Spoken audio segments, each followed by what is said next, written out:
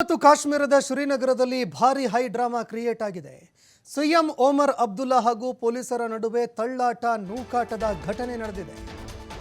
ಶ್ರೀನಗರದಲ್ಲಿ ಹುತಾತ್ಮರ ಸ್ಮಾರಕದ ಬಳಿಯಲ್ಲಿ ಪೊಲೀಸರು ಹಾಗೂ ಸಿಎಂ ನಡುವೆ ತಳ್ಳಾಟ ನೂಕಾಟ ಘರ್ಷಣೆ ನಡೆದಿದೆ.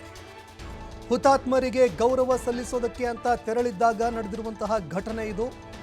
ಒಮರ್ ಅಬ್ದುಲ್ಲಾರನ್ನ ತಡೆಯೋದಕ್ಕೆ ಪೊಲೀಸರು ಯತ್ನ ಮಾಡಿದ್ರು. ಇದಕ್ಕೆ ಸಂಬಂಧಪಟ್ಟಂತೆ ಒಮರ್ ಅಬ್ದುಲ್ಲಾ ಅವರು ತಮ್ಮ ಎಕ್ಸ್ ಖಾತೆಯಲ್ಲಿ ಬರ್ಕೊಂಡಿದ್ದಾರೆ, ಒಬ್ಬ ಸಿಎಂನನ್ನ ನಡೆಸಿಕೊಳ್ಳುವ ಪರಿನಾ ಇದು ಅಂತ ಪ್ರಶ್ನೆ ಮಾಡಿದ್ದಾರೆ. ಇನ್ನು ಏನಿದು ಘಟನೆ ಅಂತ ನೋಡೋದಾದ್ರೆ, ಜುಲೈ 13, 1931ರಂದು ಕಾಶ್ಮೀರಿ ಪ್ರತಿಭಟನಾಕಾರರು ಹುತಾತ್ಮರಾಗಿದ್ದರು. ಆ ಸಂದರ್ಭದಲ್ಲಿ ಸಾಕಷ್ಟು ಪ್ರತಿಭಟನೆಗಳಾಗಿತ್ತು, ಅನೇಕರು ಹುತಾತ್ಮರಾಗಿದ್ದರು. ಈ ಒಂದು ವಿಚಾರಕ್ಕೆ ಸಂಬಂಧಪಟ್ಟಂತೆ ಹುತಾತ್ಮರಿಗೆ ನಮನ ಸಲ್ಲಿಸೋದಕ್ಕೆ ಅಂತ ಒಮರ್ ಅಬ್ದುಲ್ಲಾ ತೆರಳುತ್ತಾ ಇದ್ದರು. ಇದೇ ಸಂದರ್ಭದಲ್ಲಿ ಪೊಲೀಸರು ಅವ್ರನ್ನ ತಡೆದಿದ್ದಾರೆ.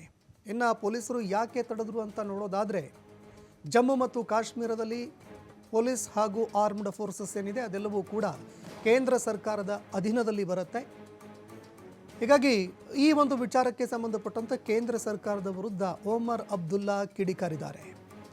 ಇನ್ನು ಈ ಘಟನೆ ಏನು ಅಂತ ನೋಡೋದಾದರೆ, 1931 ಜುಲೈ 13ರಂದು ಕಾಶ್ಮೀರಿ ಪ್ರತಿಭಟನಾಕಾರರು ಹುತಾತ್ಮರಾಗಿದ್ದರು. ರಾಜಾ ಹರಿಸಿಂಗ್ ಅವರ ಡೋಗ್ರಾ ಪಡೆ ಏನಿತ್ತು ಅದರ ಗುಂಡೇಟಿಗೆ ಬಲಿಯಾಗಿದ್ದರು. ಆ ಹುತಾತ್ಮರಿಗೆ ಶ್ರದ್ಧಾಂಜಲಿ ಸಲ್ಲಿಸೋದಕ್ಕೆ ಅಂತ ಸಿಎಂ ಒಮರ್ ಅಬ್ದುಲ್ಲಾ ತೆರಳಿದರು. ಆದರೆ ನಿನ್ನೆಯಿಂದಲೇ ಸ್ಮಾರಕಕ್ಕೆ ನಿರ್ಬಂಧ ಹೇರಲಾಗಿತ್ತು. ಪೊಲೀಸ್ ಅಧಿಕಾರಿಗಳು ಯಾವುದೇ ಕಾರಣಕ್ಕೂ ಬರೋದಕ್ಕೆ ಬಿಡಲ್ಲ ಅಂತ ನಿರ್ಬಂಧ ಹೇರಿದರು. ಈ ಕಾರಣಕ್ಕಾಗಿ ಗೇಟ್ ಹಾರಿ ಸಿಎಂ ಒಮರ್ ಅಬ್ದುಲ್ಲಾ ಅವರು ಆ ಒಂದು ಸ್ಮಾರಕಕ್ಕೆ ತೆರಳಿದರು. ಇದೇ ಸಂದರ್ಭದಲ್ಲಿ ಸಿಎಂ ಒಮರ್ ಅಬ್ದುಲ್ಲಾ ಅವರನ್ನು ಹಿಡಿದು ಪೊಲೀಸರು ತಳ್ಳಿದಂತಹ ಒಂದು ಘಟನೆ ನಡೆದಿದೆ. ಲೆಫ್ಟಿನೆಂಟ್ ಗವರ್ನರ್ ಆಡಳಿತ ಕ್ರಮಕ್ಕೆ ಅನುಮತಿ ನಿರಾಕರಣೆ ಮಾಡಿತ್ತು. ಅಂದರೆ ಲೆಫ್ಟಿನೆಂಟ್ ಗವರ್ನರ್ ಏನಿದ್ದಾರೆ ಅವರ ಆಡಳಿತ ಈ ಕಾರ್ಯಕ್ರಮ ಮಾಡಬೇಡಿ ಅಂತ ನಿರಾಕರಣೆ ಮಾಡಿತ್ತು. ಸ್ಮಾರಕಕ್ಕೆ ಹೋಗೋದಕ್ಕೆ ಯತ್ನ ಮಾಡುವವರ ವಿರುದ್ಧ ಕಠಿಣ ಕ್ರಮ ಕೈಗೊಳ್ಳುವ ಎಚ್ಚರಿಕೆ ಕೂಡ ಕೊಟ್ಟಿತ್ತು.